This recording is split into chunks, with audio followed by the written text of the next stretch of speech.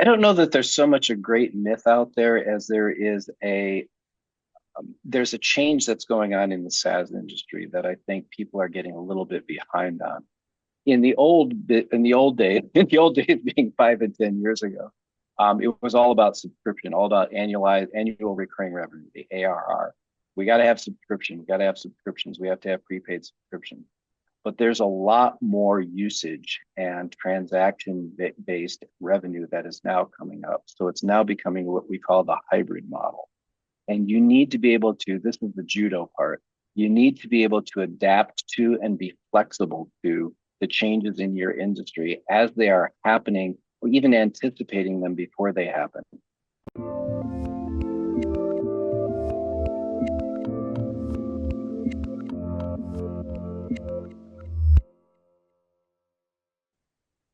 Hey everyone, this is Devin Miller here with another episode of The Inventive Expert. I'm your host, Devin Miller, the serial entrepreneur that's grown several startups into 7 and 8 figure businesses, as well as the founder and CEO of Miller IP Law, where he helps startups and small businesses with their patents and trademarks. You ever need help with yours, just go to strategymeeting.com, grab some time with us to chat, and we're always here to help. Now, today we've got another great guest on the podcast, Anthony Nitsos.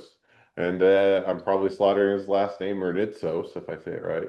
But Anthony, we're going to be talking about a couple different things, which is how to approach a field from a non-traditional angle, as well as how to integrate quality management techniques to cure a problem at the source. So it should be some great areas of conversation and some areas that we can all learn some great things to apply within the business. So. With that much as a quick introduction, welcome on the podcast, Anthony. Thanks, Devin. And you have a great last name to pronounce easily, Miller, unlike mine, which people have been butchering my entire life. Yeah, Miller, probably Miller or Johnson or Smith. Those are all easy to pronounce and highly popular last names. So for better or for worse, but you get points for uniqueness on the last name. So all is good and excited to have you on. And I gave kind of just a real quick introduction of the couple areas that you'll be sharing on. We'll be chatting about today. But before that, just as a quick reminder to the audience that Anthony was on our sister podcast, The Inventive Journey. So if you haven't had a chance, I definitely encourage you to go catch his episode there. But for those that haven't had a chance to catch the episode or just tuning in for the first time, take a minute or two and just introduce yourself to the audience. Well, I am Anthony Nitsos. I'm the CEO and founder of SaaS Gurus. We specialize in startups that are specifically SaaS companies, so it could be anywhere from pre-revenue all the way up to the B round before they hire their own full-time CFO. And that's what we do. We provide fractional CFO and back office services to literally companies around the world. I began my journey very differently from most people you would think of as finance people. I actually started off in human medicine, jumped over to manufacturing when I decided I did not really want to be a doctor and that didn't really suit me. Jumped over there into IT, from that to accounting, and from that to finance. So I've had a rather circuitous path to get to where I am today. And along the way, I've done some other things, and it kind of brings a different approach to the whole what I consider 21st century CFO role for tech companies. Awesome. Well, definitely a great industry to be in, and we're excited to have you on and have you share a bit more of the expertise you've garnered. So a bit with that, and it kind of reflects a little bit to the inventive journey episode, although certainly different context and setup. One of the things that I think you've done a bit throughout your career, and including the current business, is taking the approach of, or taking the view of how you might approach a field from maybe a less traditional or non-traditional angle. But when you're looking at that, kind of first of all, kind of give us an idea as to what that means, and then how do you go about making that approach? So when I look back on, where I started and, where my journey has taken me, starting off obviously in human medicine, a lot of that is a very heavily scientific approach, evidence-based approach, diagnostics, which is a, really heavy concept that is central to, the practice of medicine. Then taking those concepts and really looking at finance and saying, it's not just about the numbers. It's what's behind the numbers. It's what's causing the numbers to be what they are. And if the numbers don't look right or they're giving you a result that's not the result that you want, really drilling down and trying to diagnose why those things are happening the way they are. So using the techniques of human medicine, as you will, the diagnostic, if you will, to try and understand really the root cause of what a number is producing goes a long way to helping CEOs and executive teams understand not just their numbers, but why the numbers are the way they are. So that's kind of one example. No, Having moved, oh, go ahead. no, go ahead, please. Nope, go right on ahead. Didn't mean to interrupt, so keep on. So deciding that I did not want to be a doctor was a huge decision. Obviously, a lot of people are like, "You were in medical school. Are you crazy dropping out?" And maybe I was, maybe I still am. But what I landed into next was manufacturing, and it was really easy for me to take the concepts of human medicine and apply them to a manufacturing company. Manufacturing companies, when you think about it, they're corporations. The word corpus is the same as body. So even from the get-go, looking at a corporation as if it were a human body with interacting systems, you have departments rather than organs, you have cash flow rather than blood flow, you have a brain and a nervous system, you have an information technology system. The parallels are really just keep on going on and on. And so when it comes to the flow of materials and quality through the system, it's just the same as diagnosing a human. If you're in good health and you're taking in proper nutrition and you're exercising and you're taking care of your body, you're going to be at peak performance. A manufacturing company is no different, and it's not just manufacturing companies. Any company, these concepts can apply. So I rapidly became an expert in process reengineering, in analyzing root causes and figuring out what the corrective action should be for those. And then on top of that, you lay in some key concepts that are part of the manufacturing quality cycle now. If you've not heard of him, Edward Demings is probably considered to be the world's expert, foremost expert, late Edward Demings now in terms of quality. The Japanese, as a matter of fact, have a national award that is named after this guy. He goes way back into the late 1800s and early 1900s in terms of statistical process control and a lot of other things that he developed, modern management techniques. But the one thing that he brought to me that I thought was probably the most important, and literally use this on a daily basis, is what's called the hierarchy of control. If you're trying to create quality, if you're trying to produce something that's quality, it could be a product, it could be your software, it could even be an invoice. It really doesn't matter. The idea that you prevent errors from occurring in the first place is the most efficient control. Detecting an error after it occurs is the second most efficient because that means that you've already lost the opportunity to get it right the first time. And then the corrective control, the mistake has already happened and it's out in front of the customer or the user. Now you have to go back and redo it. That hierarchy of control is incredibly powerful, whether it's designing a manufacturing system, whether it's designing code for a software, whether it's designing a financial process. Using those techniques can really give you an incredibly robust process. And using those after you have diagnosed the problem is like a great 1-2 punch when it comes to designing systems that are scalable. And I've had a couple of three experiences in my life where I've taken a company and scaled it from basically literally 10xing the revenue over a 3-year period of time. And being able to design scalable systems quickly is key because otherwise, sometimes your back office systems can really get in the way of your growth. And you don't want that to happen. You want other things, you want that to be as smooth as possible. No, that makes perfect sense. Now, maybe one thing to follow up on all of that, and a number of areas that we could dive into. But one of the things that you touched on a bit earlier on, and as you're going through things, was kind of that maybe that non-traditional, the benefits of being non-traditional, and you can probably argue that or both ways. In the one sense, sometimes it is beneficial to have the background knowledge and the information from a given field because you can pull from that when figuring out a root cause or figuring out the issue or doing that those type of activities because you have that wealth of background and experience, and vice versa. Sometimes it can also present an issue where you have blinders on to where you may overlook or not give weight to or not even consideration for what might be the underlying, whether it's a root cause of an issue or something area that might be improved, just because, kind of with that institutional knowledge, sometimes it creates those blinders. So is there any way that you can kind of go about kind of balancing to leverage knowledge that maybe or people either as you or that are surround you that may have within the industry while also leveraging maybe a fresh or a different perspective that avoids some of those blinders that oftentimes cause you to overlook things?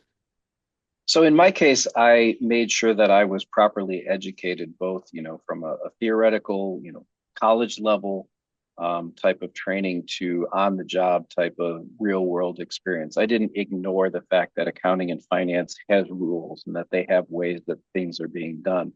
But having come from a background that wasn't accounting or finance from the beginning allowed me to approach those topics with a different view. So I do have master's degrees in finance and accounting each, and those are two very different things. And I also worked with people who are experts in that area and learn, being mentored by them in terms of here's the way that we do it. What I do is then I take a look at that and say, is there a better way to do it? Is there a way that using the techniques from the past, we could get to the same result, but faster or more efficiently? And this is where I found in my experience, especially dealing with the accounting perspective, is, it's very backwards looking in terms of time, right? It's always looking at what has happened. We're accounting for something. We're looking at facts that have occurred in the past, and we're analyzing them and we're putting them together. What a lot of accountants do, and what have they traditionally done, is they put in a lot of check steps, right? Let's make sure that this total here over here agrees to this total over here. When we're putting this particular process together, let's get a bunch of things to check to make sure it's right. I took a look at that and said, why don't we design a process where you don't have to check that second stage detective control, where we're in fact creating it perfectly from the first time. And so your detective controls then can become, you have to rely much less on them. And that also means more productivity for the people that are doing them, fewer people that are needed to do them. So while you have an accounting process, say the ending, the closing of the books at the end of the month, and there's all these check steps that are involved in there, how many of those check steps can you eliminate by designing an accounting process that's way more robust and creates the correct number from the get-go? So you fill that gap, if you will, by educating yourself and continuing educating yourself. Don't ignore the industry. I don't ignore the accounting and finance industry I'm in. I'm part of it. I'm just approaching the way that processes are run and how things are done from a different perspective in terms of, like I said, very much a process oriented and holistic approach to it rather than here's the way we've done it. This is the way we're always going to do it. No, that makes sense. So you do that now, shifting gears, but I think goes right along with what you're talking through. One of the other things that you touched on was, kind of identifying maybe the core of an issue or the core of a problem, which I think, at least in theory, or as you talk or as you say it out loud, so to speak, everybody would make sense, that would resonate or that would make sense with everybody. In other words, you don't want to just treat the symptom, you want to treat the underlying condition that's causing the problem. And yet, all too often we tend to, simply jump to treating the symptom. You go along with the medical analogy. I have a headache. I'll take a couple aspirin to fix the headache. Well, that may be, hey, there isn't a easy way to identify the problem, so you treat the symptom because that's all you have. And yet other times, maybe, hey, you have I'm making it up, maybe the not the most inept, but you have a tumor growing in your brain and it's pressing down on your, brain and you're just causing those migraines and you need to or treat the underlying issue itself rather than just the symptom of the headache. And so how do you or what's kind of the reason or why do people oftentimes not necessarily get to that root cause or that root source, but oftentimes kind of treat that symptom or otherwise don't address the underlying source of the problem? Two things, I think. One, because everybody else does it that way, and two, it's easy. right? It's very easy to just reach for that bottle of Tylenol or that bottle of aspirin or ibuprofen or whatever it is to treat your headache. It's not as easy for you to look at it and say, maybe I shouldn't drink so much coffee, or maybe I have too much salt in my diet, or I'm under a lot of stress and that's causing me to clench my jaws and giving me muscle pain that's causing the headaches. So it's easy to just grab the bottle, if you will, and take the pill. And that's the symptoms approach, right? I have a symptom, so I'm going to take this solution here. As a medical person, as a manufacturing expert, as being who I am, I would look at that and say, why am I getting a headache? Not, okay, I'm just going to take the aspirin right now, but why am I getting that headache? And looking through the different possibilities that it could be. And there's this great, great, powerful tool. It's called the 5 Whys. I don't know if you've ever come across this before, but okay, we missed the shipment. Well, why did we miss the shipment? Well, the truck was late. Well, why was the truck late? Well, because we didn't get the order over to them within the 24-hour lead time that we needed to. Well, why didn't we get that order over to them within 24 hours? And you keep asking that question, why, until you get right down to the root cause of here is either the process, the people, or the tool failure that occurred that caused that in order to occur. And when you take a look at any business process, you can really break it down into those 3 factors. It's the process itself, could be broken. It could be the tools that you're using, or technology in this case. We use tools very liberally in the term. Or the person that's doing it isn't following either the process or using the right tool, or their capabilities. And in Deming's world, he would always look at fix the process first, make sure that the tools are available for the people to run that process. And then at the very last, if it's still not working, take a look at the people that are running the process and make sure you have the right person who's doing it. So that methodology works over and over again in business. You're looking at the 3 parts of any business function. You're looking at the 5 Whys technology 5 Whys technique in order to get to the right answer as to why something failed. And then you're using those hierarchy of controls to design a process that is robust from the beginning, that produces quality output from the get-go. No, that makes perfect sense. Now, just maybe to follow up just a bit on that. So if you were to say, okay, I'm going to take all that and keep it in mind, so to speak, when you do look at that, what are some of maybe I'll say that, in quotes, the typical things, or the typical symptoms that people oftentimes want to jump to as solving, or as doing that, or providing for the solution that mislead them, or that they tend to overlook? So one that I encounter a lot is we're not collecting our invoices from our customers, right? We're growing fast. We're sending out invoices. We're closing orders. Sending out invoices. And man, my aged accounts receivable looks like my grandmother, right? It's just not working. So when I come into that process, the first thing I'm going to start asking myself is, okay, so a typical solution is, well, let's get a collections process. We'll start calling our customers and getting on the phone with them and sending them nasty gram emails and making them pay.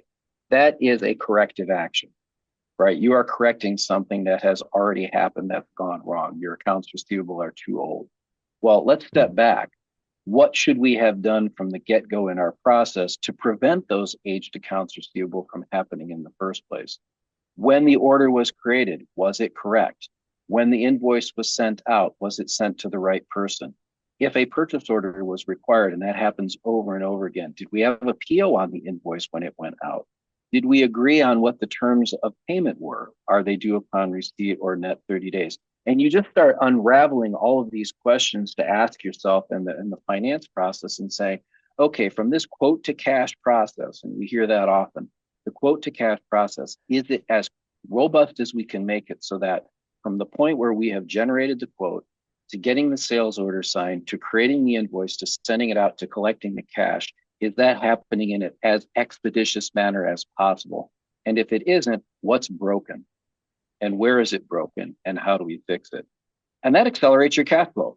And I go back to the original analogy of any company, your blood is your cash flow.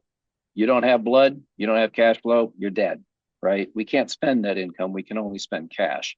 And what's in the bank account matters way more than what the P&L shows us at the end of the day, to be honest. So when I'm holistically looking at finance as a function, accounting as a function, one of the first things I'm always paying attention to from the get-go is your blood flow, your cash flow. How healthy is it? Where are the areas where it's being blocked? How can we make it better? How can we make it accelerate so that we have more cash in our pockets faster so that we can use that in order to run the business and make it better? No, I think that makes sense. One that I'd even add on to that is sometimes you can also look at it, something as simple as you use as an example, collections or getting payment is, are you making it as seamless or smooth of a process as possible to get that payment? So in other words, if you are getting into a lot of collections, sometimes you're just not vetting people or don't having the right process or it's not clear what's being demanded. I'd say, sometimes other times it's the friction of I've had sometimes it's very easy to make an online payment. It takes all of 10 seconds to put in your debit card. And yet, even within the legal industry, so I've seen, old school firms that you still have to mail in a check or you have to take it over the phone or you have to do it any number of things. I'm not saying that there may not be in some industries or for some reasons good underlying motivations or reasons why you do that. But I think even assessing is kind of, you touched on a bit of, as in that example, the process of what are you doing to introduce friction, and is that friction kind of, oftentimes overlooked because you're saying, well, they're not paying us, and it's a problem of not being paid, when in reality you'd get a lot more payments if, as an example, you made it so it was a seamless process that made it much easier for them to get taken care of and not have to go out of their way. So I think that's some great thoughts and insights. Well, Great. so yeah, so now if you take that and you say, okay, you identify the core, and it's not necessarily or directly on the topic, but or I think goes along with it, which is okay, yeah, you identified the underlying core issue that you're encountering. So in other words, just say, okay, we'll continue on with the payment, just as an example. Hey, I'm not getting the payments that I should, or I'm having a large degree of collections, and that's causing a cash flow issue for the business. And now we're not able to make payroll, and the trickle effect that kind of goes downwind of that. And you sort of or touched on it a bit, but how do you go about you identify the core as far as getting figuring out the solution? So in other words, a lot of times if it's only half the battle is finding what is the underlying issue or what's the reason why it's not you're not getting paid in this example. But now finding those solutions, one or more, sometimes there isn't just a single solution, but it's implementation of multiple things. How do you kind of identify what is the best way to resolve it or to otherwise address it? Or is there a methodology or a path to kind of figuring that out? So the methodology and path that we follow is one that's now I'm going to move into an area that's not medicine and manufacturing quality. It's two other areas that I have been trained in, believe it or not, yoga and judo. So the concept in yoga of a strong core is, to me, part and parcel of exactly what we do when we come into a client and engage with them for the first time. And the core that we're building is their financial core.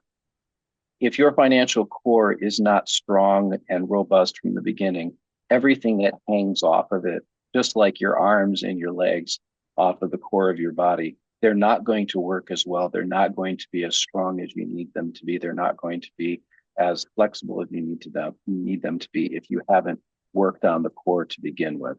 And the core in this case starts off with your accounting system. It builds then onto your financial projection system, and then it works from there into your key performance indicators, your KPIs, whatever you want to call them. Those three parts are, to us, the rinse repeat. We do this with every client. We come in there, the first thing we have to do is your accounting system producing the financial statement and the financial information that is relevant to your company? I can't tell you how many times we've come in, and I love tax accountants. They have a great role in life. They're very vital, but they are the last people that you want designing your profit and loss statement, because they're going to design it from what they need, which is tax information. But you're running, say, a software company. In software, you need to know what your gross margin is. That is one of the most critical metrics that any software company needs to track. Well, there are definitely do's and don'ts when it comes to what you put into cost of goods sold or cost of revenue versus what you exclude from it. That is an agreed upon standard for the SaaS industry that we specialize in. Doesn't matter if it's manufacturing, doesn't matter if it's services, doesn't matter if it's software. There are agreed upon standards that say, here's how we should be defining gross margin. Gross margin is never a figure that you should be guessing.